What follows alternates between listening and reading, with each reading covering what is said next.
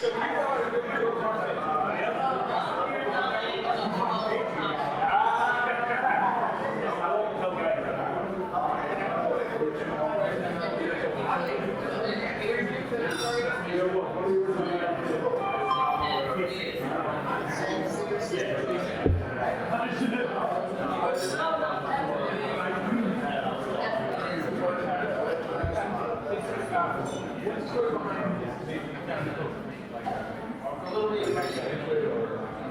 yeah, that's the doctor.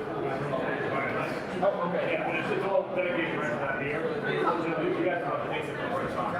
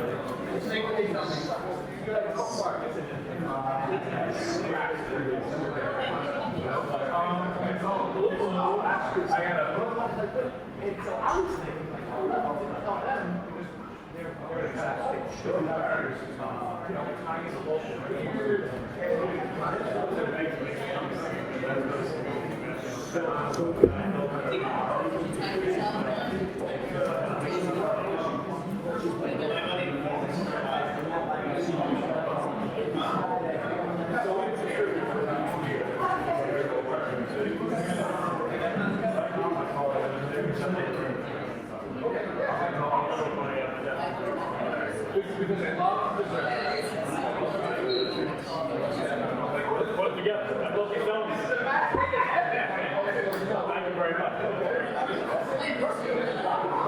Thank you very much.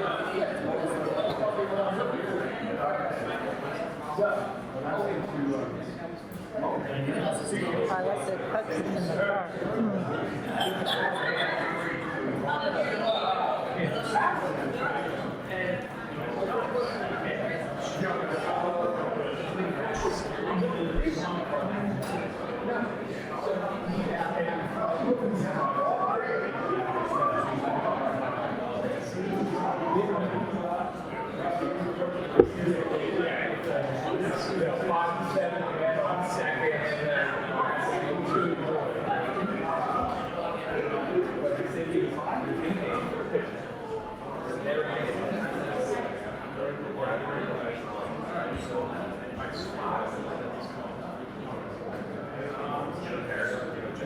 Probably 410.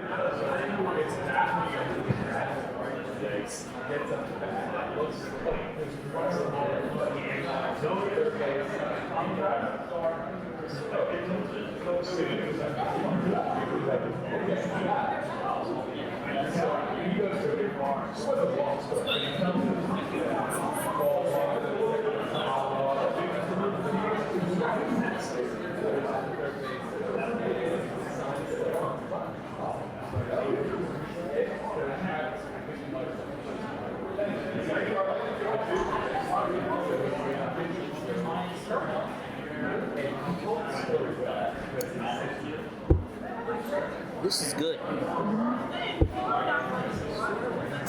Did you hear me go say, yes, this is very nice?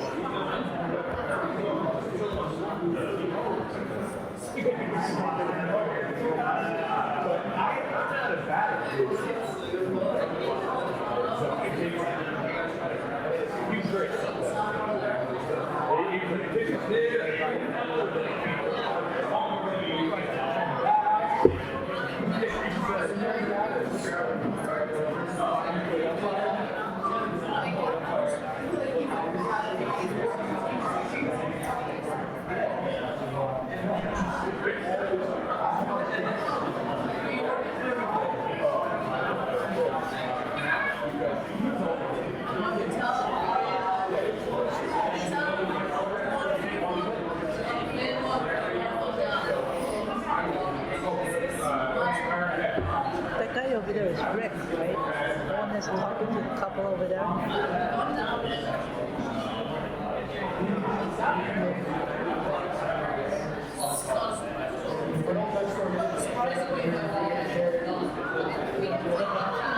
Part of the inside water too.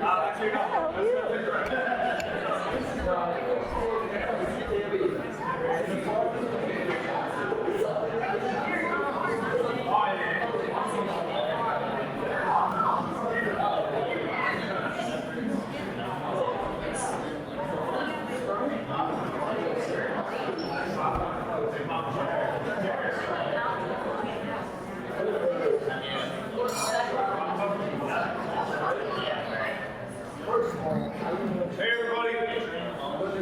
Good evening. Thank you for coming down.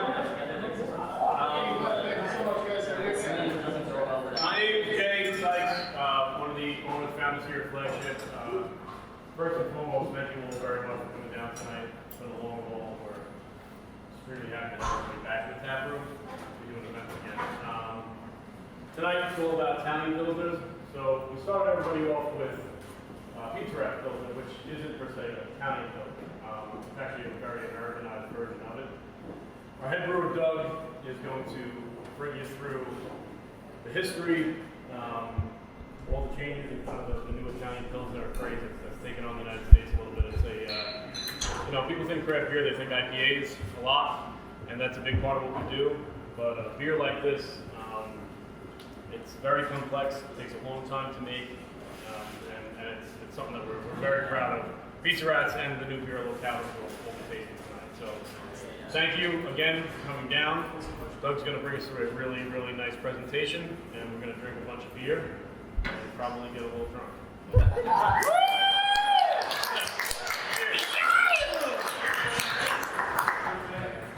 Hi everyone, this is like gonna give me a moment. It's kind of surreal being back in a room with people again.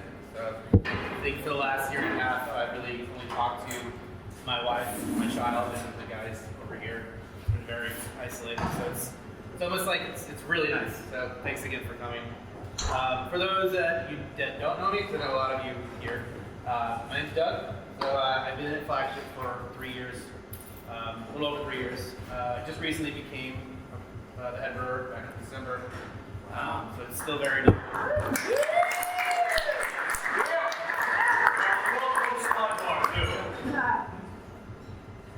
Doug ran the first beer club. I'm just saying, I'm going to get to the beer club! I came to him and asked him if I could talk to the people that he had this club years ago about opening a brewery down here, and he welcomed me with open arms. So he's come full circle for us at Flagship. So I just want to talk about that. A lot of people in here have been to RCBC many times. Nick was a founding member, and this is basically what we did in that club. This is what we're going to do tonight. We talked a little bit about, in the club we did talk about breweries, and then we did tastings and whatnot. Those of you that came, you know exactly what it's about. Those of you who have never been, will experience it tonight. So I've been a home brewer for over 10 years. I've been here for a little over 3 years. Not a historian, not a professor of beer or anything like that, but I have drank a lot of beer. And it's pretty much been in my life for a long time now. It's like been the focus of things that I do. So I'll bring you through some stuff, through a little bit of the history, which probably most of us in this room that have been, if you're here, you probably already know the story of how Pilsners came about. But what's interesting about tonight is, and what's interesting about Pilsner is, like, if you've been drinking beer for a while, craft beer per se, you know that Pilsners have not been the thing with most craft brewers until, you know, fairly recently, within the last 5-10 years. And a couple of reasons why, for those of you, I don't know if there's any home brewers here. I know anybody else. So when you brew like Pilsners, just a little quick note on that, I think a lot of the reason why it was mainly macros guys doing it. Takes a lot of tank time, so you gotta get things in and out. They're not so much that they're harder to brew, but there's nothing to hide behind. So if you're a shitty brewer, you can easily fuck it up. If you're brewing a stout or an IPA, you can really dump a lot of. Sorry, I cursed a lot. Sorry for that. If you're brewing an IPA, you can dump a bunch of hops in it. If you're brewing, you get a stout, you can dump a bunch of fluff or whatever shit people are doing now. And hide behind that. But with Pilsners and lagers and like clean beers, it's really tough. You really notice the flaws right away. So it really hasn't been a big thing in the States until like fairly recently, I was saying. You really only saw it at like German forward breweries. One of the beers that I got to taste tonight, so I'm sure everyone's had it. It's the Victory Prima Pils. They're a brewery in Pennsylvania. They're very German forwards. They've been doing that beer for a long time. So that's a German style Pilsner, which the Italian style Pilsner is kind of based off of. What it is based off of. So we'll taste that in a little bit, but we can just jump into, let me look at my notes. I have notes, so forgive me. So yeah, let's get into the history of it. So my buddy Maury Schulman, I don't know if you guys know him, he used to run the Italian Beer Company. We did a little talk about Italian Pilsners like a month ago with our homebrew club, and he put together this little presentation that I'm using tonight. He's a school teacher, so when he comes to do a talk, it's like, he's doing a PowerPoint and all this shit, and like, he's great. He's a great resource to have. I am not a school teacher, so I wouldn't have done this. So I've just added a little bit to it. So,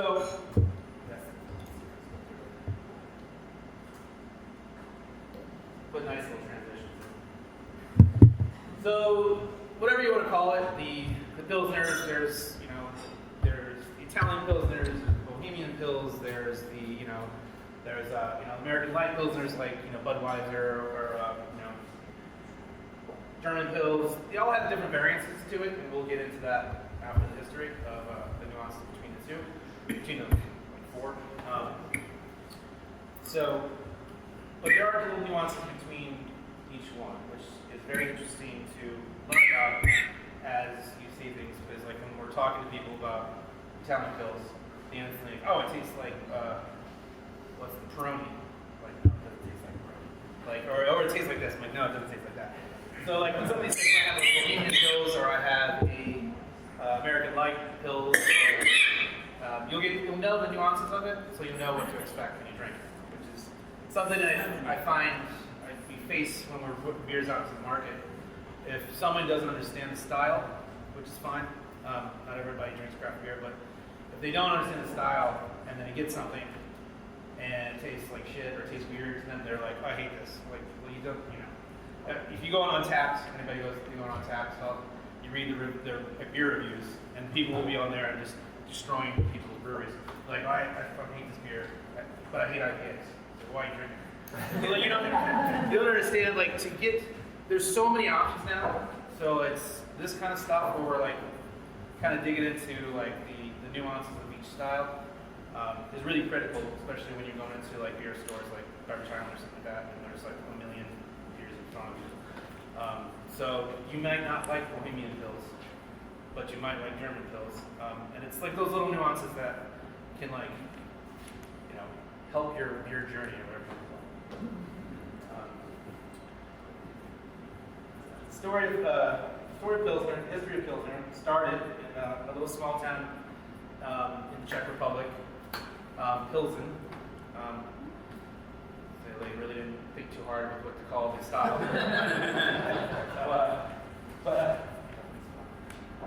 So, I mean, it's a pretty well-known story. So this town actually is it's like a small town in the Czech Republic, and they've been brewing beer there since like 1295 or something. 1295, yeah. So they've been brewing beer there since 1295, so a long ass time.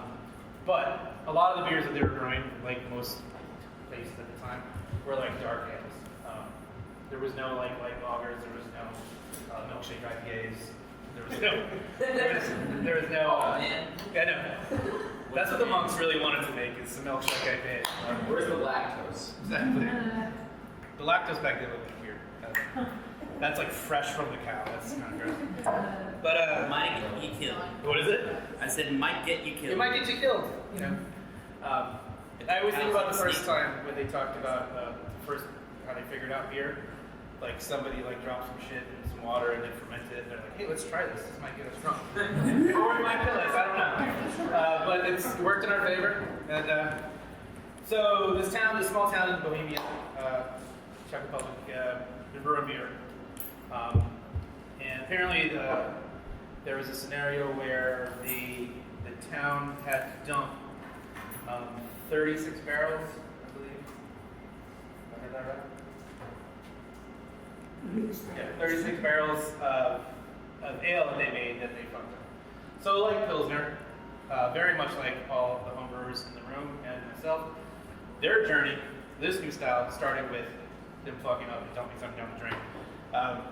Which I've only done a couple times as a homebrewer, thankfully, but it happens.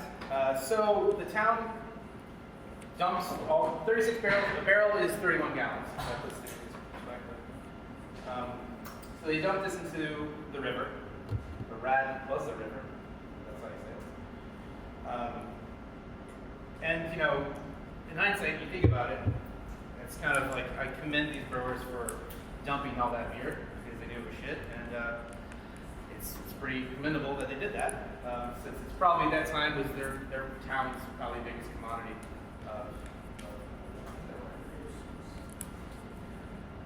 So, since they're like over 800 years of experience, they also had contamination issues. They, you know, who knows? They didn't have the stuff that we have today, so their shit was probably gross. So yeah, so like the ales and anything fermented, you know, you're prone to like wild yeast, wild bacteria. Sanitation was probably not the best. They're probably brewing in like robes and shit. I don't know, and which is not very OSHA safe. So they contaminated this batch and they dumped it down the ground. That's the river. Nice. It's good fun. I think you might have got that from a screensaver because it kind of. Yeah, that's. It's so pristine. That looks like Silver Lake. It's actually Silver Lake Park. And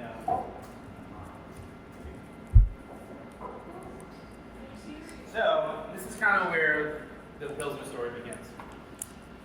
So going back a little bit, these brewers who have been doing this shit for 800 years, they flubbed a batch and they contaminated it and they sent it into the river. They dumped it because it was not good. So they think of some new options, like why we can't do that again because financially it doesn't work. And notes. And so the city decided to open a brewery, founded a city-owned brewery in 1839. Can you imagine that? Like if New York City somehow, Blasio came out and was like, this is a city-run brewery with pensions and fucking like, it'd be great. Kind of, maybe not. So the city opened this brewery for the town.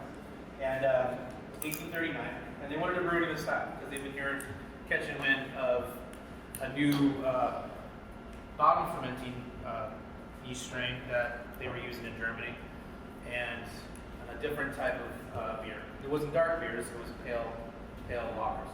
And the term lager wasn't really a term at the time. So what the town did, so they opened this city-owned brewery, and they had caves underneath, and they hired this Bavarian brewer, Joseph Groll, Groll, to come to Pilsen and teach the German lagering method to the brewers in town. Which I'm sure all those dudes were probably super excited about this fucking absolute German coming to me like, you do it like this, and like screaming at them, and they had just like fucked a batch, so they're probably not in the best moods.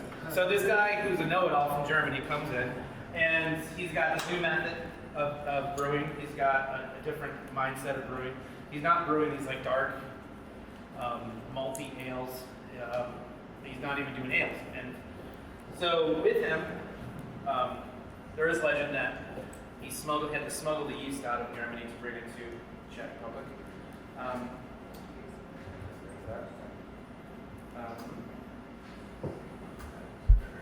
So he brings this method of brewing to the town, and he teaches all the brewers in town to brew like this. You're not brewing dark beers anymore. You're not so focused on this like these dark chocolatey malts, these ale malts, and he comes coins the term, lagering, which basically means to cold store. So obviously at the time there was no like refrigeration, there was no like glycol systems on the roof of the fucking church or whatever town was in the town. What they did have is they had caves, and if you go to a lot of like older cities that had a brewing history, a lot of the breweries in cities have these caves still today. Some breweries have been able to like use them still, which is kind of cool. If I'm not mistaken, I think the old R&H brewery had lager caves. Anyone want to confirm that? Yeah. Yeah. I think it's Broad Street. Is it like in Stapleton, right? Yeah, when you go up Broad Street, at the end of Broad, there used to be a brewery there, and when they chopped up the area to build houses, they found the old brewery caves. Yeah. So they still. I don't know what they did with them. I think they just sealed them They're up. still around today. Some breweries, if you're a super cool brewery, you got lager caves. That's like the next step. You got to dig below of a cool guy brewers. There's a number of those caves around. Was that? There's a number of those caves around. Well, I mean, St. George and Denny's back then was caves, right? Was the old caves they turned into the caves was those caves. I went out to the Miller Brewery years ago in Milwaukee, and they brought me down. The caves are still there. And you don't notice it when you're driving through like the whole complex, but there's like kind of rolling hills like this. And that's what they are. This underground caves, old brick. Now they have like weddings and events and stuff. Now. Yeah. And it's beautiful. They're not fermented beer down there. Yeah. It's probably not safe. You and Ricky start digging in the morning. I can only imagine because when you have fermentation going on, it creates CO2, which is what you see those buckets that are exploding. If you're it has to smell horrendous in the cave. They must like get knocked out. The amount of CO2 built up. Yeah. So they had to have some sort of Like CO2 poisoning. I took a beer after a weekend. And it's I mean, if we have a bunch of beers going in here, right when you open the gate, you get hit with They want to So another thing that he brought to the town was there's a German hop sauce, which is in our Metropolitan lager. That's very distinct to Pilsner brewing. And you'll see it, if you ask most breweries that make a Pilsner, most likely if they're making like a German Pils, they use sauce hops to this day still. And which I think is kind of cool when you think about like how they grew. Like this strain of hops that was grown back then is still being used and grown today, and become like a staple of what Pilsner tastes. So he brought those hops, and then he also, you know, the town also had nice soft water, so it kind of played well to the flavor profile of the Pilsner that we know today. And the caves they used too. So lagering, I might be skipping ahead. For difference between Pilsners, ales and lagers, two different things. I don't want to like dumb it down for anybody if anybody doesn't know this. But lagers, there's two different. There's an ale and there's lager. That's two different yeasts. So it's bottom fermenting yeast and top fermenting yeast. And the reason why I kind of specify that because when I get people who come in here like, oh, I want this, I want that, and it's like there's only a lager, there's ale. It's not the lager ale with Guinness. That's stouts, you know. So when you lager something, like I said before, it's cold storage. So you basically you ferment it at a lower temperature, and then once it's done fermenting, then you basically would bring it down to like 32 degrees, and just let it sit cold and condition is what it's called.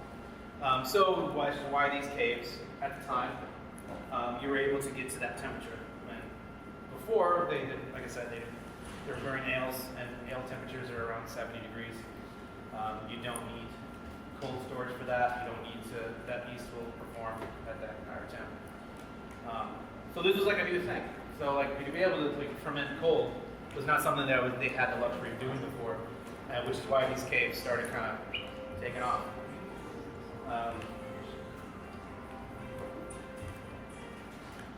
That's him. That dude definitely got down. He drinks the beer. Look at that chin. What is that? Is that a tie? What chin? Look at the chins. Looks like a football win. Football. So yeah, he used, what he brought to town was his German brewing methods. He used kale malts. He used, he didn't use the roast malts that they were using. The world had never seen a blonde beer, the straw-colored beer. It was all dark beers, or dark ale. So, October 5th, 1842, he and the other brew, which should be like, that should be a day we celebrate. I always see all online where it's like, oh, this is International Pizza Day or some shit. Like, there should be International Pilsner Day, and they're like that. But like, October 5th, 1842, we should do it. That's it. Next October 5th is going to be Pilsner Day. We should go back here. Yeah. Don't tell you. So that day they brewed that beer, and they had their first taste of this new style, which must have been incredible. There she is. He likes flip art. What did you say? So yeah, remember that first Pilsner tasted like to them? It's like the first time like something only listened to like the Beatles or like Led Zeppelin or something. But it was been like, what the fuck is this? Like, this is pretty cool. So it was refreshing, not dark. It wasn't heavy like the ales we're used to drinking.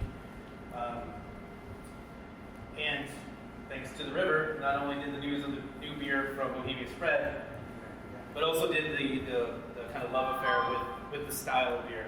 It kind of went across Europe as like a kick-ass new style. The beer was born.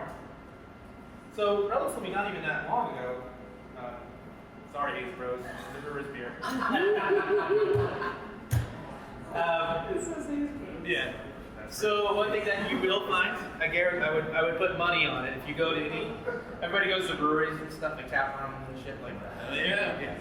So usually when we plan our vacations, it's like, all right, we're gonna stay here, and then there's this many breweries. Yeah.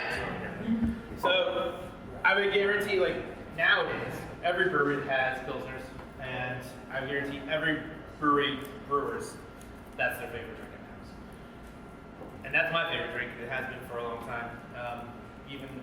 Even before I started brewing here, it's just so refreshing, and especially when you get a really nice crisp like Pilsner, it's like it tastes like beer, and this is wonderful. You know, like, and especially nowadays. I'm not shitting on any kind of like cool beers or crazy fruited beers, but like something about a nice, clean, well-made beer that doesn't have fluff or you know, whatever in it, lactose, and but there's nothing wrong with those beers. Those beers have a place. I just prefer cleaner beers.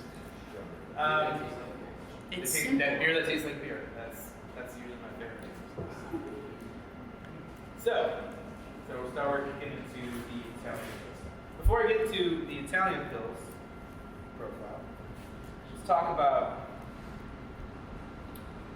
the different styles of pilsner. So like I was saying before, there's Czech pilsners, German pilsners, European style pilsners, and American pilsners. And now Italian pilsners. So much like IPA, like 10 years ago there was like IPA, double IPA. And, I think that was it. And now there's IPA, double IPA, Imperial IPA, Hazy IPA, Milkshake IPA, Lager IPA, Triple IPA. And it's like, it's gone, it's just kind of just keep coming out. And it's just great. The craft beer movement has exploded, and the scene everywhere, including Staten Island, has just gotten bigger and bigger and bigger. And I love it. I think about that when we started the beer club that I ran. It was 2010. There was Adobe carried craft beer, Killmeyer's carried craft beer, and Cargo carried craft beer. There wasn't a hop shop. There wasn't Richmond Republic. There wasn't any of that shit. And the amount of people that would come out, like yourselves, who like this new beer, Sam Adams was like kind of like, that's amazing. Like this is like, yeah. And now, like not even 10 years later, like the leaps and bounds that we've become as a scene, and even just New York City, the amount of incredible breweries that we have at our fingertips is awesome. And I love that Staten Island has grown exponentially in the last 10 years, especially with this brewery opening and Killebrew opening. It's just been it's been amazing. And we need more breweries. We need more breweries. We like to drink. Yeah. And so let's get into the three. So I'll just go over this kind of quickly because I'm sure all of you already know the difference. So the Czech pills, obviously, once again, they didn't think too hard. It's from the Czech region. They're all pretty similar. So when you think of like a Czech pills, one thing I did forget to mention is that the town of Pilsen that created the Pilsner is the town that Pilsner Urquell comes from, and that is still made today, the same town. So that's like the quintessential Pilsner. Anybody ever had beer? Pilsner Urquell? Yeah. It's fantastic. It really is one of the best made beers. So that was the first Pilsner. And that was the first Pilsner, and it's still made in the same town, which I think is awesome. And I think like when you hear stuff like that, it's like that's a solid fucking beer that lasts all those years. Sort of like Sierra Nevada Pale Ale. Like that beer is over 40 years old and still 40 years old. So Pilsner Urquell is still made there. It's still very popular in the United States and across the world. So that's like a good example of a Czech pills. German pills, which we all we've been to Killmeyer's or why am I blanking on Bob's Bar? Nuremberg. Yeah. You've had a German pills, or so like Kronbacher, State Holy Girl, which I haven't had in years. That was like one of the first beers that I drank. Bitburger. Still, all very similar, light straw color, crisp. European style pilsners, they're more like your Stellas, the Twats. Sorry. They're like Belgian pilsners, so they have that kind of, not my thing. And then American Pilsners. American Pilsners are basically what you have in front of you right now with our Pizza Rat. So Pizza Rat was made by our old head brewer, Pat Morris, who a lot of you know. He made this beer with the thought of a German, which he did for a lot of our beers, which is interesting, a German backbone. So it's a German Pils at heart, but then he dry hopped it with American citrus hops. So you get like that kind of crisp floral hop that most people that like Pilsners don't want to taste that, but the people that do, they're like, this is awesome and really fresh and like very, very tasty and very drinkable. So American Pilsners that you have today are same kind of malt bill as a German Pils, but they use American floral hops. So the hop profile is much more pronounced than if you had like a typical German Pilsner. So that brings us to the Italian Pils. So the way the Italian Pils that we made kind of came to light was that around Thanksgiving, I was getting had a COVID scare, so I went to go get a test, and it was a nightmare. The line was 5-hour wait time. So I kept seeing Italian Pils pop up in places I go, or I'd see articles about it. So I just read every article that I could, and had 4 hours of waiting in line to see if I got COVID, which I didn't. Awesome. So after I got through that line, I remember texting Jay, being like, I really want to do Italian Pilsner. I think it's going to be awesome. And like most things that I pitched him, I think he's going to say no. He was like, yeah, let's fucking do it. I was like, this is great. Yeah. I didn't expect him to do it. I didn't expect him to say yes. So I'm like, oh shit, now I got to write a recipe. So I don't know, now might be a good time to do Evo. That's what I'm saying. You want to go into Vivo? Yeah. So we were looking at other Italian style pilsners that other craft breweries make that we really respect.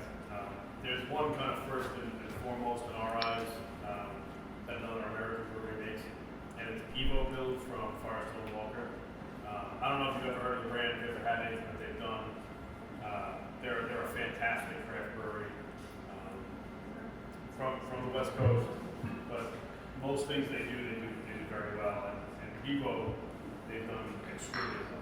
So a lot of times, we're all sitting around talking about what's the next beer we're going to make, and like that. We generally run down to Beverage Island or the holiday beverage, whatever. We grab a bunch of beers of that style.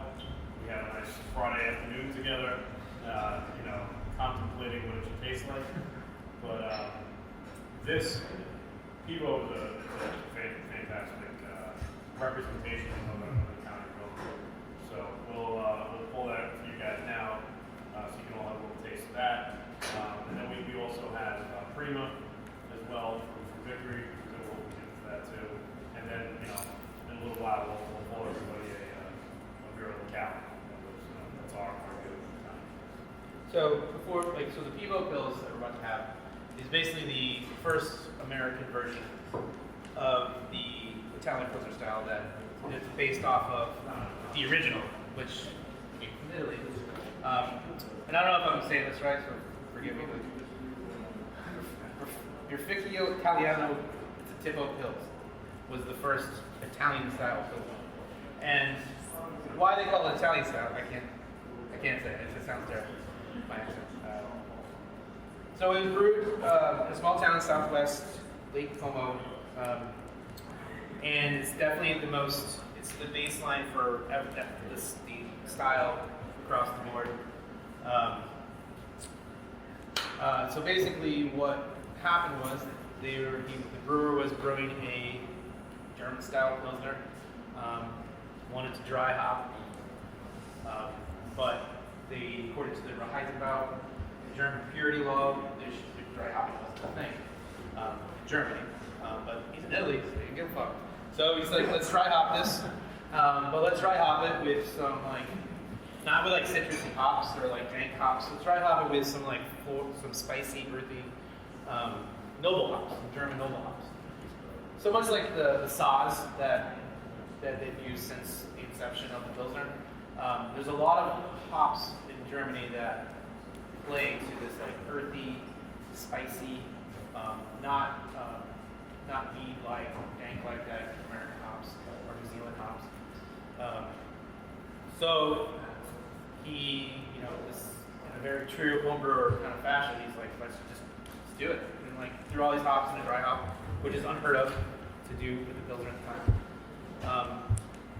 And it kind of made this weird hybrid style that people absolutely love. And it took off, and it kind of made its way over to the States. And if you go, I recommend getting a deeper dive into the Tipo Pils brewer and the brewery that, because it's very interesting. Because I was in Italy like maybe in 2010, and I remember not eating anything over there, going around, and I think we drank at an Irish pub, which was weird. It's like, why are we sitting in an Irish bar in Rome? That's fucking dumb. And now there's a huge craft beer scene, really, is what I'm saying. So I'm really glad it made it over to the States. And so the beer that I think they're passing around now is from Firestone Walker, Pivo Pils, and that's his kind of rendition of the closest you can get to the Tipo Pils.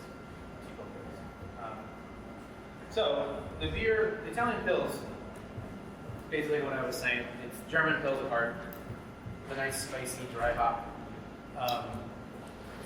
and it's sessionable, it's dry. It shouldn't be overpowering. There's two kind of different versions of it like we've had. I've had some from Oxbow, which you can find Lupolo, I think it is. Unfiltered, very, very good. On par with the Pivo Pils. And yeah. So, you're not listening? This is a Firestone Walker Pivo Pils. So this is what I would say. This is the American version of that original style that was made. So, Did everybody get one?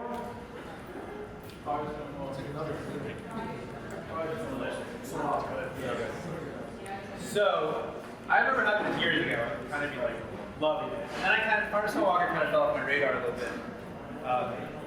And it was always one of those breweries that everybody's like, but like there's like dudes like repped them hard. You're like, all right, calm down, you're all right. But the guy Matt Mendelson, who's the owner and the brewer over there, he's good. He's good at what he does, and this is very clear in this beer. Very clean, great example of the style. Very easy to drink. The IBUs are very low. So when I was looking at designing the beer locale, I kind of leaned on this beer a lot, simply because I wanted to drink 30 barrels of it, and we could. So it's kind of, I didn't use the same yeast as he did. I didn't use this. It's all the hops that he used. So he kind of goes through all this. There it is. What yeast did you use? The Worstein 3470 German yeast. Yeah, We use Czech yeast. we use Czech So again, like this beer, Yep. So good. So I kind of wanted ours to kind of play with that a little bit, and I hope you guys think it does, because I kind of think we succeeded. So with ours, I love never went for Tipo Pils. you can't find it. Try my best.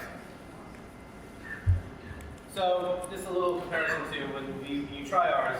The only hops that we use that he used is Saphir, but I use Saphir a large amount of it, so it comes through.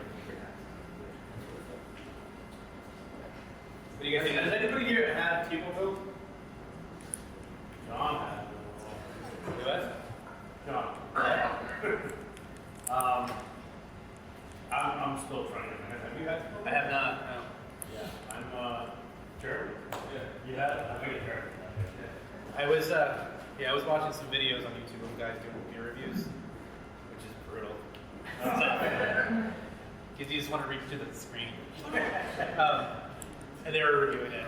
I mean, everything is people love it. So, if anybody gets one, bring it. We'll trade. Does Northern Brewer hops are used? All German hops. It's not the homebrew shop. I mean, the homebrew shop was named after that. Oh, yeah. That hop owns the So another thing that in the Italian Pils style, that's a little different than the other Pilsners, is that fermentation temperature it's fermented a little warmer. So really the lowest you ferment is like 52. A lot of dudes, when they brew Pilsners, they ferment it like in the low 40s. So the kind of thought process is like fermenting at a higher temperature. When you ferment at higher temperatures, you get a little more esters from the yeast. So that's what we like when we do our Kolsch. We ferment at 52. So we ferment this at actually we ferment these are at 52 as well. So we ferment it a little higher, so you get a little bit more of the yeast esters out of the ferment. I don't know whose tanks those are, but they're in there. What is that, in the 40s, the temperature? Typically, yeah, most people do their pilsners at like in the low 40s. So it's not like 32, 33. Right, so it'll ferment in the low 40s, and then once it's done, usually it gets raised to like 60 to do what's called a diacetyl rest. And then once it hits that, it gets crashed to 30s. And then it conditions at, it's basically just lagering at that temperature. But the fermentation happens at the low 40s for most pilsners. But for this style, it's a little higher to get like more nuances of the yeast down.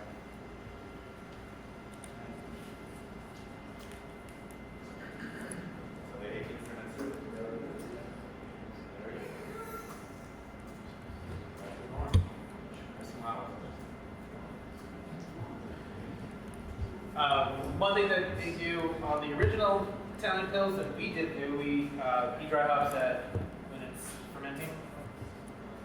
We did not do that. Maybe next time. And then you dry hops at like, it sounds low to most people now, but at one pound per barrel, which is not a lot these days, but it's enough to really give it a nice kick. Everybody know what dry hopping is? I'm sorry, yeah. Opposed to maybe. Yeah, explain. Oh, sorry. So dry hopping means that there's different. Like once the beer is in the tank and it's going through fermentation, you will add hops to that. Some people add hops when the fermentation starts, when it's still active. So it's like kind of a lot of like the double dry hop beers that IPAs, they'll have like you'll dry hop it when like after day one and it's like crazy fermenting, and then you'll dry hop it again when it's done fermenting. So basically, dry hopping just means out when it's in the tank. When it's in this tank, and you're adding more hops to it. And generally, what that does, you're adding for aroma, and that's really, and you'll get some flavor profile from it, but you're mainly getting aroma from that, and you're getting perceived taste from that. Which is why typically when you dry hop at the beginning of fermentation, when it's still kind of kicking out like CO2, you lose a lot of that aroma, which is why you have to dry hop again at the end of that. Can I ask you a question? So I notice it says dry hops are added. So do wet hops get added or? No. So wet hops means at the beginning. So at the beginning of the at the end of the season of when you hop harvest, when they pull them off the vine, they're called wet hops until they're dried. So a lot of beers, if you see a beer in the market and it says it's a wet hop whatever beer, those beers are going to be like super grassy, like flavor profile. They're going to be like they didn't dry the hops; they just took them off the vine, and they sent it to you.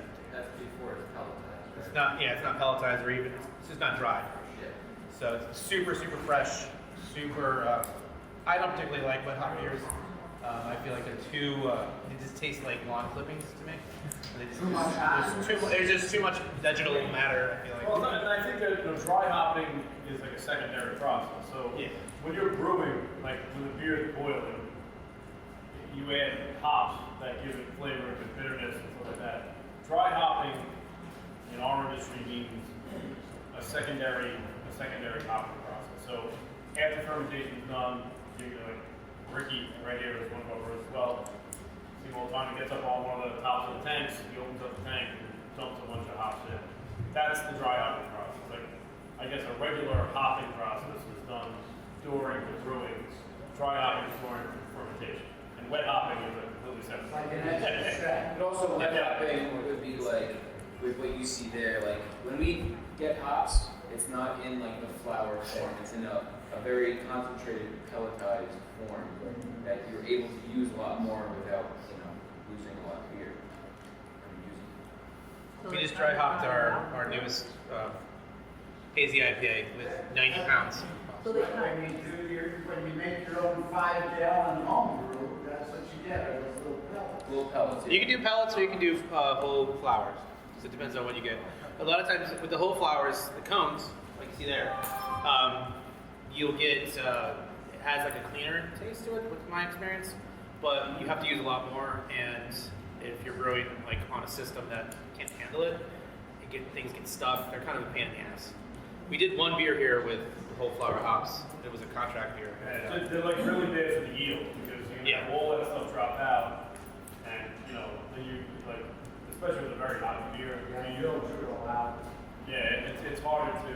And then to me, I think any pelletized hops over like whole cone hops has always been a better yield and a better tasting beer.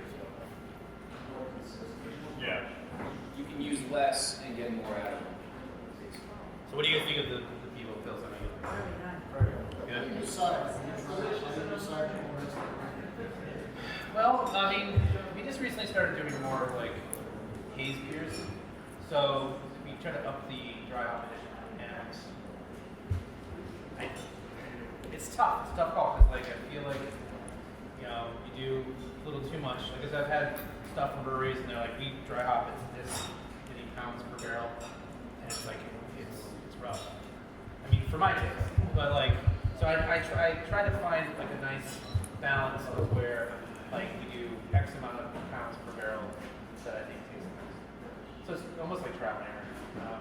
It also depends on what hops you're putting in. So like for the beer, the Italian Pils, we dry hopped it with German noble hops that are very low. They rate hops by alpha acids. So the higher the rating of the alpha acid, the more like dank it'll get. So like say like a hop like Mosaic or Simcoe could be like in the teens alpha acid, whereas the hops Saphir that I use for the Italian Pils is like 3 alpha acid. So that also plays a role too. So and that also plays a role in the brewing process. Is you're trying to hit on that side, on the brewing side, you're trying to hit an IBU number, which I don't even know if people give a shit about IBUs anymore. But you're trying to hit that, then you have to kind of configure like how much hops at what alpha acid will determine how much you put in. Whereas the dry hop doesn't give you any IBUs, it's just more for a run. So I guess going back to what I said, it's trial and error. It's like this tastes too much, this tastes not enough, this tastes just great. Cool. How long is the whole process? Start to finish? From start to finish, it depends on what you're brewing. So we just brewed our summer ale, and it was probably done. We probably could have packaged it in under 2 weeks. Is it 2 weeks? Yeah, but the Italian Pils, we probably could have pushed it up in a month, but typically Pilsners is a 6-week turnaround, which is the reason why a lot of breweries didn't do it before, because it holds up that tank. But we're very lucky this year. It's a weird thing to say. Like right before the shit hit the fan, we got some lager tanks, and they were never set up. And then recently we set them up. And what that means, a lager tank, I'll explain. If anybody wants me to explain anything further, please, by all means, ask if I'm not explaining things correctly. or saying what things are. So a logger tank, I don't know if you can see them over here. They're horizontal tanks. That's what I'm saying. Yeah. So basically what they're great for is because we can move that Pilsner or that lager or whatever, or cold crash unit out of this tank and move it to the horizontal tank to sit in under 30-degree temperature. Now we've moved that out of our space that we can create tanks. Because that's the biggest, if you're moving ales in and out, like to have a tank held up for 6 weeks is brutal. But so to answer your question, 2 weeks to 6 weeks, depending on what you're What if you could stack Who's up for the Freeman as well? So a little bit before, like the Pivo Pils, that came out in 2012. So quite a bit ago, he kind of like was ahead of the curve. Now it's like the style that everyone's doing. What's that? I was just gonna say, are they, I mean, if you're doing a horizontal dirt, are they able to be stacked? So like, They're stacked on top of each other. Oh. Yeah. It's kind of weird, because like, it's configured weird, but some get used to it. But.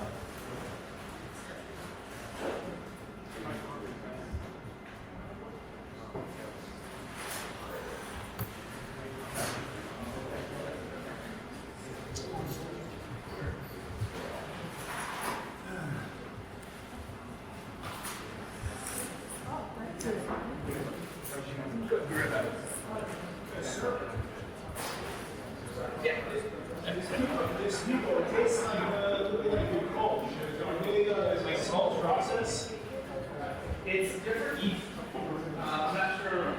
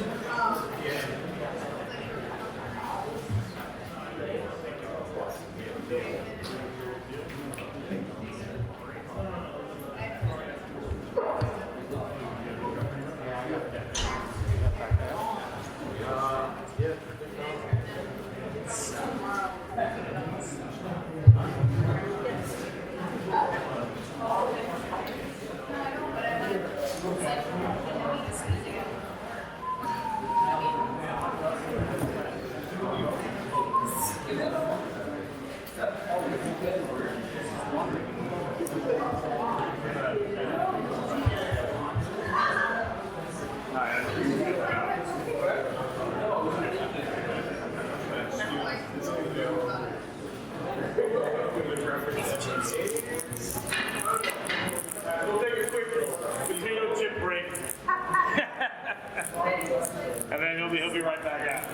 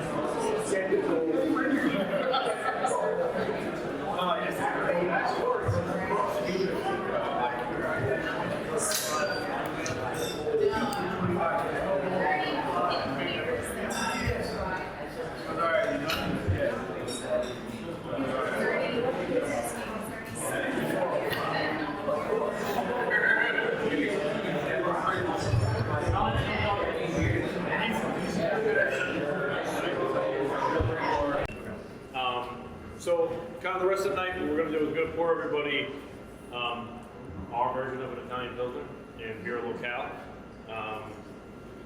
And as we're doing that, me and Doug were talking, maybe we just kind of open it up a little bit to questions.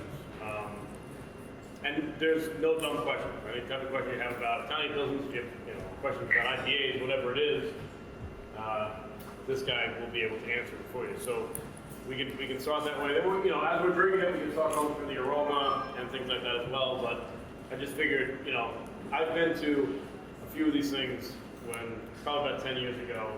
I went to one at Brooklyn Brewery where the brewer was up there. And he kind of stopped and he just said, "You have any type of questions at all? I'm the guy you should ask." So I'm not the guy to ask. He's definitely the guy to ask. Because a lot of times I talk about stuff and he's like, "You don't know what the hell you're talking about." I know some stuff. He knows more than I do. So I would just say at this point, if anybody wants to start an open discussion about any of our beers, any type of beers we drank tonight, and we'll roll right into the aroma and all that good stuff. Hand up over there. I thought I saw a hand up. You don't even just yell out. Tommy, you're not allowed to ask any questions. No, Tommy. You're gonna say, what's your favorite beer? Mine? Is that those? So I'm having a bit of a cheating on my wife dilemma right now. Where I love Pizza Rat's Pilsner. It's always been my favorite that we made. But beer locale to me is, kind of like Doug said before. You're working in this industry for a long time. Before we opened the brewery, I worked for a distributor for 6 years in Brooklyn, and we distributed Brooklyn beer. So, and my territory was Williamsburg, so I got to know those guys and that brewery really well. I homebrewed successfully and unsuccessfully many times, and Pilsners and lagers are just so complex. They're so hard to do. Like you said before, there's absolutely nothing to hide behind. If you do something wrong, you're going to taste it. There's not enough hop profile to hide behind. There's not enough, roasted malta to hide behind. So when you find a really good Pilsner, a really good lager, to me, it's always a sign of a really good brewery. So it's something that we've always wanted to do and get. You didn't answer the question. I'm sorry. I don't know the answer. I like them both a lot. Yes. Thank you. My question is about the alcohol percentage of these Pilsners. So They're usually a little bit on the lower scale, right? usually, it's a range of 4% to 6% is the range. 6 being very high. The other night I had an Imperial Pilsner from a brewery in Jersey. That was 7.1, and I dumped it. I didn't like it. It was gross. I don't think they should go past 6%. But the style guidelines say that it's usually between 4 and 6%. They should be sessionable. Pilsners are typically sessionable beers. You have a bunch of them. They're not supposed to bang you over the head. That's the whole idea. If they're nice, clean, dry, nice 4.5%, rip through them on a hot summer day. I think it's usually the higher the percentage, the less dry and easy drinking it will be. So usually keep it lower. It's way easier drinking. But aroma's like pretty good. With the Italian style, the aroma is very key. It's crucial because it's it's a dry hops pills. It's the noble hops needs to shine through when you smell, which is what's nice about our pizza rat pilsner, which is the dry hop in that is Citra, which is a hop that I absolutely love. And once you know the taste of Citra, you smell it in every beer that you ever taste. So I mean, if you don't know the difference between noble hops and say like West Coast hops. So noble hops are German in origin, you know, from Europe. They're European hops. Usually they're more kind of earthy, spicy type of hops. When you talk about Citra, like that's in a Pizza Rat Pilsner, a lot of the hops that you find in IPAs and stuff like that are very citrus, like fruity forward. So aroma-wise, you're always going to get that a lot more, just because they are what they are. So Italian Pilsner-wise, what we're trying to do here is the same thing as Pizza Rat, but we're trying to give off the European style of smell to the beer.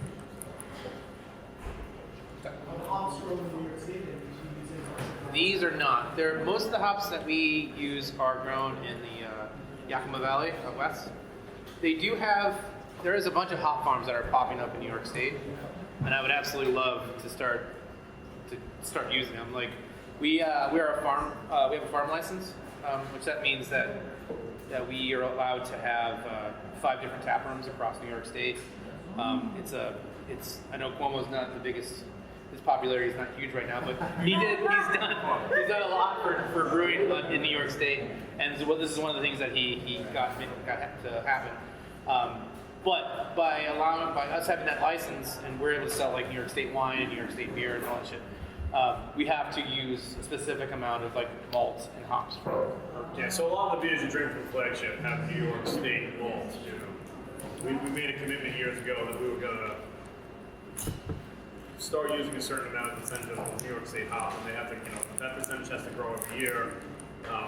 And the Department of Agriculture in New York State said, well, if you're gonna commit to that, then we're gonna give you, you know, a few other things that you're allowed to do that other breweries are not. So Where are the, I'm sorry, just as an add-on to about hops and the growing, where are the hops grow ideally? The Pacific Northwest. In the States, Pacific Northwest. Before Prohibition, New York State was a huge hop industry. And then I believe the story goes that there was some sort of bad crop year where there was a bug. there was like a mold that came, something like that, and kind of destroyed the whole. And then Prohibition happened. Upstate, they called them hop sheds. You would have seen them everywhere in upstate New York. Prior to Prohibition, as I was saying, New York State was the #1 hop producer in the United States. And Idaho just actually because produces a lot. seasonally how it goes here, they started producing them out in the west, and that kind of climate that they have out there is a lot more. But New York still has hops, right? New York It still does. has hops, just It's a nowhere growing near industry, what's, yeah. you know. To talk about what he was saying, like I went to a hop talk at Strong Rope. Everybody goes to Strong Rope. It's in there, a Brooklyn brewery, very small, but he championed like the New York State like farm license. When he only had to do a small percentage of like the malt and hops, he used 100% as much as he could. He's awesome. And he had a hop talk there, and he had 3 hop growers from New York State. One hop grower was from like out by Long Island. One hop grower was from the west, like near Southern Tier, New York State. They both grew Cascade, and they both tasted completely different, which was amazing. It was like, I guess the ground that they use, the water they use, whatever it is that they're farming on, which kind of opens up this kind of new like very very regional beers of being like, oh, this is Western State hops or Long Island Sound hops. But the hops in New York State are exponentially growing. Not as many maltsters, There's not a lot of malt to get, but hop farms are. If you go up to the Finger Lakes, they're now a brewery and hop farm called Climbing Vines. Fantastic. They're a fantastic place. Before we opened, we went to Climbing Vines. They were just opening as well. They did first hop harvest ever. Climbing vines? Climbing Vines. Climbing Vines. They're right on Second Lake. Climbing vines, like a gate vine. Climbing Vines. I think it was obstacle vines. And stuff. Vines, yeah. Really, I mean, really good people up there. We get great CDs. We brought a bunch of hop rhizomes from them. The rhizomes are kind of like a piece of the root. Yeah. A popsicle that grow in the ground. You cut them out so you can take them and harvest them and put them in the ground wherever you are. So we came back and talked to the guy that ran Silver Lake Golf Course, and we put them in the ground there and planted them. What happened? What happened was somebody told the New York Post that we were doing that, and that's Parks Department land. And they told them all, no, They just get you're going to rip them out, we're going to rip them out. So they're no longer there. We never got Oh, them. man. I got a nice backyard, I mean. Yeah, we love you some growing. Right? I did, yeah. You still Until I got a dog, it's cheap. Bro, I got space in here. I was thinking of doing it up in growing some hops in Inspiration Classic. There you go on the roof. Can you just tell, sorry, I just can't hear that well. What is the name of the Finger Lakes? The hop farm? Climbing Vines. Climbing Vines. Yeah, and they have a beautiful space now too, like with a full outdoor area that's, and like it has like a roof on it with 4 legs kind of, like it's huge, and then like they do all their events. They're right on the lake. If you haven't been to the Finger Lakes in a while, the beer industry up there is exploding. Like the amount of breweries open, like there's New York City breweries going up there now. Like Big Alice has a brewery up there. Other half, I think has one somewhere up there. I didn't know that. Because I've been to Big Alice down here. And I didn't know. Yeah, they're great. Good people. So they're just opening up there. There's a bunch of that are open. I mean, not to mention all the pre-existing breweries up there. It's pretty good. So everybody here has a beer locale. Bill, we just put that in front of you. Yeah. All right. So cheers. So yeah, I guess a big cheers to everybody. Cheers. You know what it's all about. Cheers, guys. Done. To you. So if everybody here could just tell us that our version's better than anything else you ever tasted, that's fine, we'll wrap up. So you talked about writing a recipe. Yeah. So did you, two-part question, did you do a small batch first to taste it? See if it Well, in a perfect world, it's the Okay, now, and then my second question is, if you do that, like how do you scale the recipe? Is it just a 1-to-1 like ratio? It's a good question. In a perfect world, when they ask me to write, they've asked me to write some recipes for like test batching would be great. Like I have a home set at home that's pretty, automated, and we have a little system here. But for this was not the case. They're like, just do it, and then it's a little bit of like my stomach hurt for a long time. And then when it came out, you're like, fuck. So ideally, yeah, we test batch stuff, but you get to the point where you kind of understand the brew system, you understand what malt versus stuff. And like with Pilsner, like I was saying before, like Pilsners, the grain bills are typically, I would put money if you go and like do like a list of Pilsners. The grain bills are almost, especially German, like a German Pilsner, they're almost going to always be the same. Pilsner malt, some sort of dextrin malt for like body and head retention, and then maybe an acidulated malt to kind of like get your pH nice. But generally they're just like that recipe. So I wasn't too worried about that. And then the hops I was kind of like, I know Saphir and Tetnay are 2 German noble hops that I put in it. I kind of knew what those were about. I kind of knew what they tasted like. And I knew what sort of IBUs I was like looking at to clock. So the boil hops, I settled on that. And the dry hops were like, it was kind of weird because you're made to think that you're supposed to dry hop like a lunatic. But with the Italian pills, some restriction is good. Like you need to hold back. like everything that the cool guy beer industry is telling you to do, you need to not do that because it's like you don't need to put a ton of hops in dry. You can just put we did a pound per barrel, and I think it came out kind of nice. What do you guys think? That's great. So you do a test batch potentially, and then does the recipe like scale up? So did it scale up? So we have a little Sapco system, which is like a 10-gallon system, and I have a calculation that we do that on that, and then we times it by, I forget what the calculation is, and that will scale it up to a 15 barrel batch. Okay, so it's not necessarily one to one. It's just like I want to double it, so I just double everything. I mean, no, not necessarily. I mean, you do the math. Like if at 10 gallons, this works.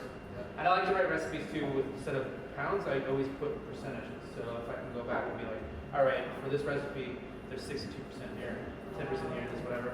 And that way I can go at any scale that I want. I can say that this is the percentage of malt that's in it, and that's what I can put in to get this gravity. So you kind of like set yourself up to scale up, and then what we have here, there's a calculation between the little homebrew setup we have to. But it is a good question. I mean, it's a very scary thing. It's a very scary thing to create a new recipe and you have to like really. I'm nervous all the time, no matter what. Even though I know it's going to work, I'm always like gut wrenching. I usually say, "Doug, you'll figure it out." Yeah. It'll be just Well, I remember when I took over the position and was talking with Sam, one of the owners, and he's like, we're gonna do we're gonna do 2 new beers a month. I'm like, nah, that's not possible. That's crazy. Like, we can't do that. Like 1 beer maybe, and then we've been doing it, and so it's been great, but at the same time it's very my stomach hurts, which is why I drink. he hasn't made a bit of it yet. So I like to keep under pressure, you know. For the Holterman's, you just throw it, you actually throw Holterman's cake. They threw the cake in, yeah, for the photo op. Is that what you're Nothing. It does nothing. Yeah. It's sort of like when you see pictures of breweries that collab with each other. There's one person that brewed that beer, and then the other 19 people, like Wu-Tang, get up there and they're like, yeah. They did nothing but drink all day. That's all they did. The Ultimates we emulated that chocolate cake. We put some lactose in it, some roast malt in it, some chocolate malt in it. It gives it kind of like that chocolate cake vibe. Put some dextrose in it, so it's like that raised the ABV. Try to emulate like basically baking a cake inside the boil. So the chocolate cake is just like, look at this. It's a gimmick. Now you taste it. It does go there. It does go in. Yeah, there is a chocolate cake in there. So And being a grumpy, just sometimes I'm a little grumpy with people coming up on the brew deck. I remember that brew day, and they were all here, and I'm like, when you're brewing in there, it's hot, it's backbreaking work, and you're like sweating, and you're like wet. And the last thing you want to do is like bullshit with some people. You're like, come on, man, like it's like. But then they got there, and I'm like, fucking relax. And she was up there, she threw the cake in, and I'm like, this is cool. This is actually kind of fun. And then I had her grain out for me, so which was great. She's actually trained out in the road. So she was like basically, she pulled all the grain out of the mash tun because they were sitting there bullshitting, and I was like, you want to get the real brewing experience? Get dirty, lady. We do eat a bunch of Ultimates cake after that they bring for us, so. Oh yeah. It's not so bad. that cake lasted for like a month. Yeah, that beer's fun. Beer's fun to do. Yeah, I realized after that, I was like, hey, you gotta relax. Like it's all fun. It's all good. Yeah. We can't just brew pilsners every day. Yeah, we could. So, anybody have any questions about the beer? It's a little darker in color, I think.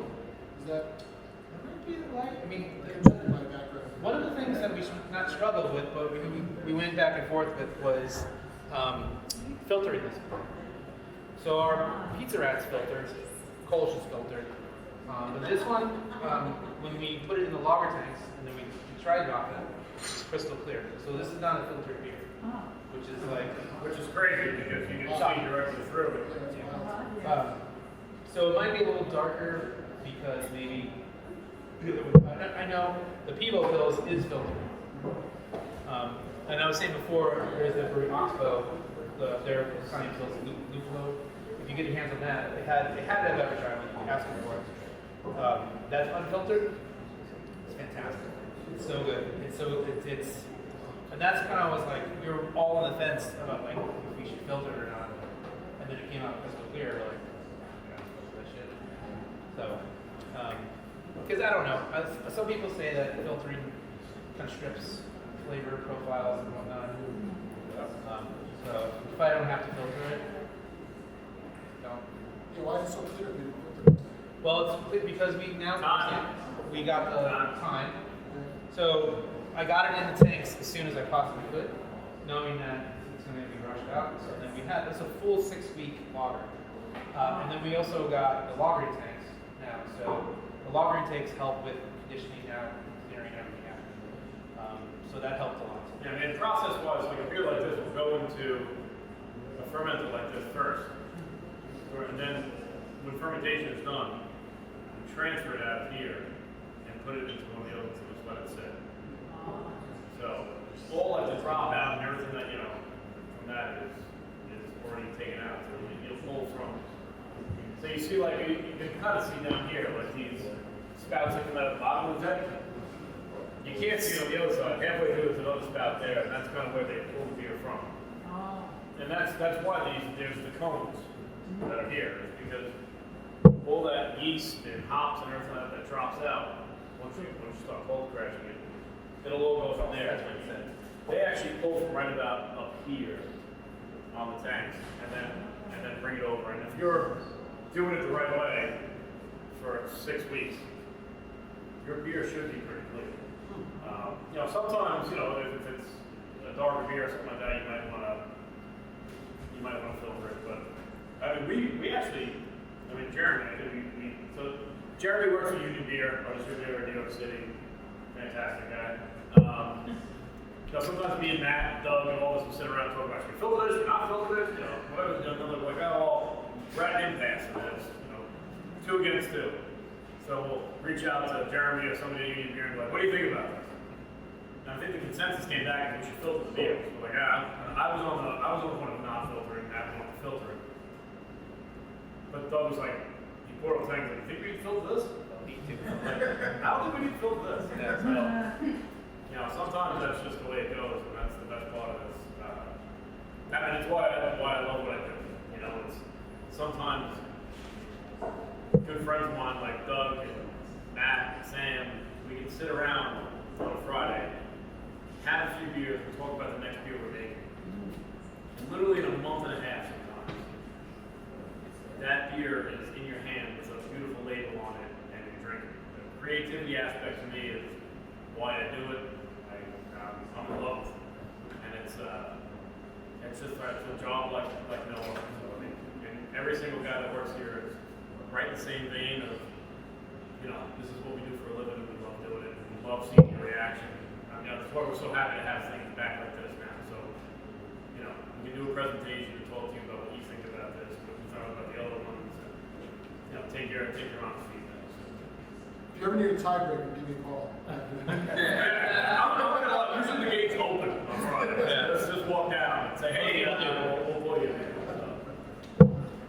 How do you guys remember the names and all the talking around? We just argue for a good reason. Jay usually says something and I kind of. And then Doug cringes when I say it. I don't know. We have a new beer coming out called Haze Dreams. And Jay's idea, but it kind of, I forget how we got to Haze Dreams. We sat and talk about some weird stuff for a while. He's like, I want my friend Brian, anybody know Brian Confilio? Probably some. He did the artwork for it, and he gave me I was like, oh, what do you like Rick Van Winkle artwork? So then it was like, then he just drew something, and then it all became like this weird haze dream. It has nothing to do with Staten Island, it has nothing to do with anything other than a small conversation that we had. And sometimes it's just as fun as that, right? It's a session hazy IPA with orange pomegranate and guava in it. And that has nothing to do thing. When you started on the those, Hayes, like everyone knows Hayes, you know, and then we'll talk about oh Hayes this, Hayes that, and I think Doug's gonna say, what about Hayes Street? We're like, oh, it's a great name. And from there we're like, oh, you know, we should put this as listed. And then I was like, hey, Brian Filio, he's been a supporter of ours since we started. He's in a pretty kind of famous band, I'd say. And he drew, I don't know if anybody's ever had Swamp Things. Yeah. I don't know what it is. He drew Swamp Things. So like, this beer is going to be a Whole Foods exclusive for us. So we're only selling it out of here, and you can only buy it in Whole Foods in New York City. So, you know, obviously we're talking about we need to make sure that all works great and everything like that. And so we got Brian, and like that's the type of guy who's like it was 3 days later, and he had the offer ready to go, you know, and it was fantastic. Yeah, a question about the Pizza Rack Pilsner. With the Staten Island Yankees going out of business, do you guys have like a lifetime rights to the name or something? That's a good question. We're taking suggestions. We should go. We talk about it. We talk about it now. Like, I mean, we had a contract with them, you know, to keep it there, and the guys that were there were great to us. Like, there was every Friday they were here, you know. But you know, I still talk to the president of the company all the time. I don't know what happens with that. We should take like how they changed pizza racks. They left it up to the public to change. Yeah, that's fine. Maybe we just put it on social media. You guys name it. What is it? What? Would you buy the rights to the Pizza Rack's name from them or something or not? We could. I mean, listen. I think we're kind of open to anything on it. And the liquid's great. You know, we love it. So yeah, but again, it's one of those things we talk about all the time. We're not like, you know, well, let's go ask corporate. It's like me, Matt, and Sam having a beer. What do you think we should do about this? You know. So the answer is I don't know. You know, we're obviously going to talk to them and see what they're doing with legality and what that name for. But maybe it's one of those things you just put on Instagram and see what's that now. Let the public say take it. You know, take it from them. They'll end up being screw U-turn signals. What do you think? They'll end up being termed as screw U-turn signals. Yeah. Pop pills. So when you say session, what does that like? So when you see session on a beer or somebody refers to a beer as a session beer, it usually means, well not usually, it means that it's a lower ABV beer.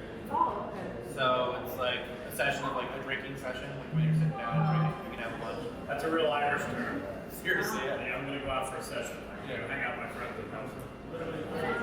Usually under like 5.5%. Well, right after St. Patty's Day, you know. Yeah. Yeah. And obviously Sam is a lot of you know, so me and Matt founded the brewery.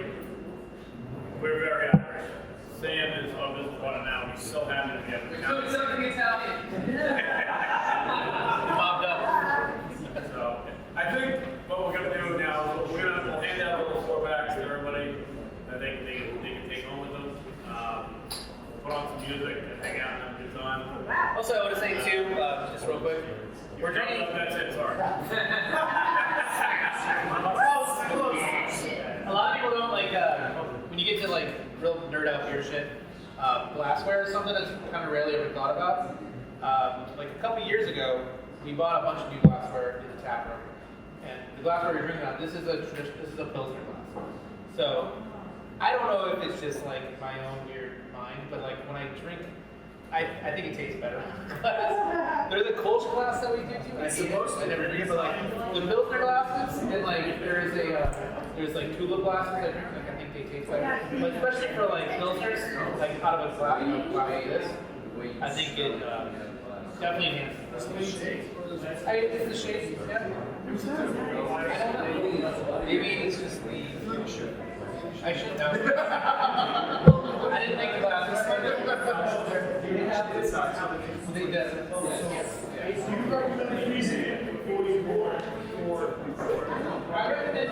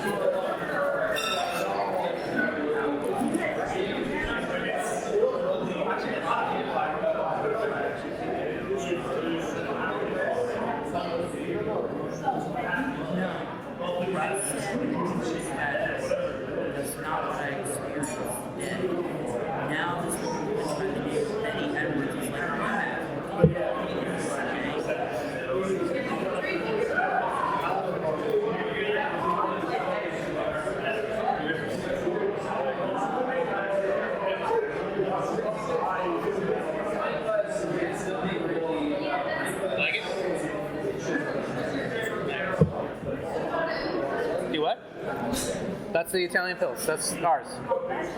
Yeah. That's the new one.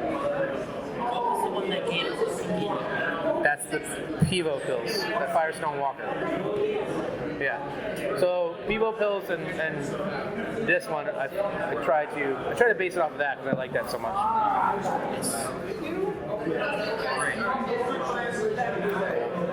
I tried to film it with my tripod and stuff. The GoPro? Yeah, the battery started dying. So it's still filming, and it's just sitting on the table. So it's at my crotch. It's just, it's crotch more of cam. an audio thing, but you know,